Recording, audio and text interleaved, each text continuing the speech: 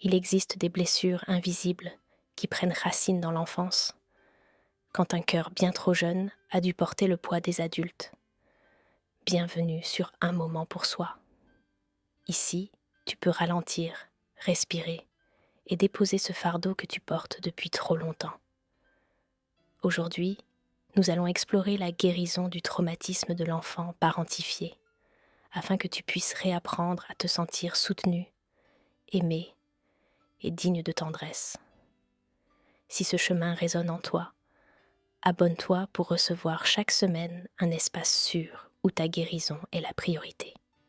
Peut-être que tu as grandi en essuyant les larmes d'un parent, en gérant ses émotions, ou en jonglant avec des responsabilités qui n'étaient pas de ton âge.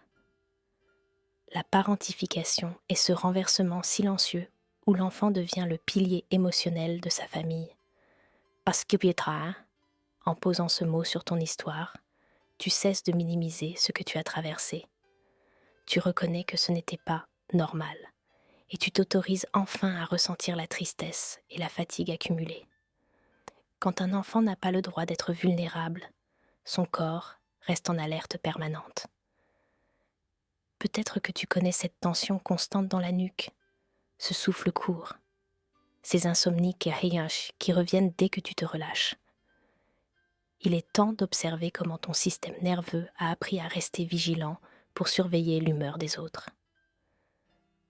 En prenant conscience de ces réactions physiques, tu peux commencer à réécrire le dialogue avec ton corps et lui rappeler qu'il n'a plus besoin de veiller sur tout le monde.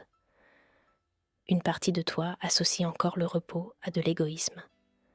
Tu t'excuses d'avoir des besoins, tu te fais petit pour ne pas déranger et tu t'épuises à sauver ceux qui te dépassent.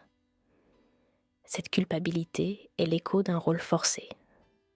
Aujourd'hui, tu peux poser la question. Que se passerait-il si je me choisissais ? Peut-être que la réponse n'est pas confortable, mais elle t'ouvre une porte vers une vie où tu peux prendre de la place sans avoir à te justifier.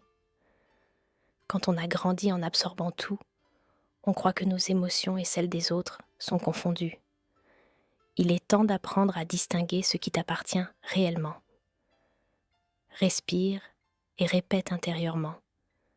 Je peux être témoin sans être le sauveur.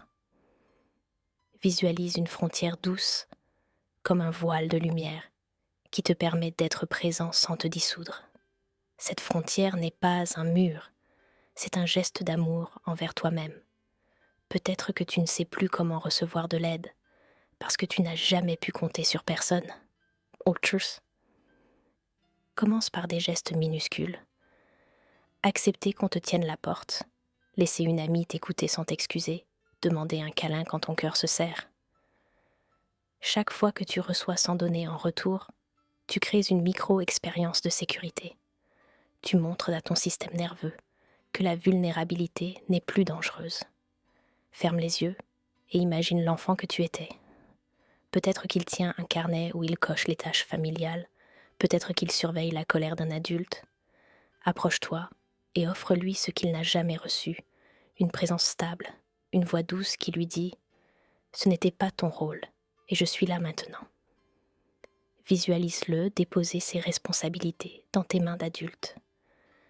Tu n'effaces pas le passé, mais tu lui offres un témoin compatissant.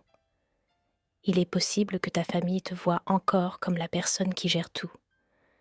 Guérir, c'est parfois accepter d'être incompris. Pose des limites claires, même si elles tremblent. Explique que tu n'es plus disponible à toute heure, que tu choisis de prioriser ta santé mentale. Ce n'est pas une trahison, c'est une manière d'interrompre un cycle de survie transmis de génération en génération. Pour remplacer la famille émotionnellement instable, cultive des relations où la réciprocité existe.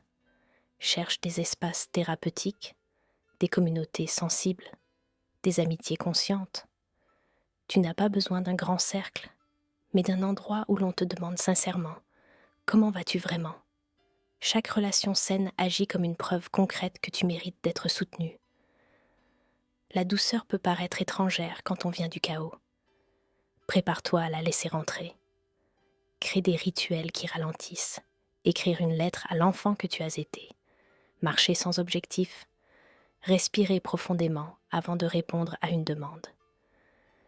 Plus tu choisis la douceur, plus tu rappelles à ton système qu'il n'est plus obligé d'anticiper chaque catastrophe. Tu n'es pas né pour porter le monde sur tes épaules. Tu as le droit d'être aimé sans devoir prouver ta valeur. Si ce message a résonné en toi, écris en commentaire. Je rends ce qui ne m'appartient pas. Pense à t'abonner, à liker et à partager cette vidéo avec ceux qui ont besoin d'entendre qu'ils n'ont plus à être les parents de leurs parents. Tu avances, un souffle à la fois, et nous sommes là pour t'accompagner.